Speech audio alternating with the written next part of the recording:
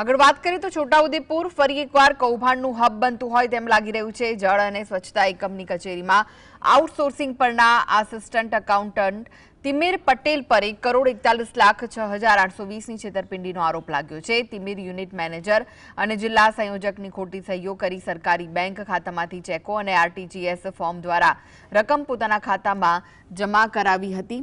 મોડેથી જાણ થતાં અધિકારીએ પોલીસ ફરિયાદ નોંધાવી। પોલીસ તપાસમાં તિમિર પટેલે મારું મગજ અસ્વસ્થ હતું તેવી વિચિત્ર કબૂલાત કરી। જોકે તેણે 10,97,500 પરત જમા કરાવ્યા। આટલા લાંબા સમય સુધી છેતરપિંડી કેમ ન પકડાઈ તે મોટો સવાલ છે અને હવે પોલીસ આ મામલે કડક કાર્યવાહી કરી રહી છે।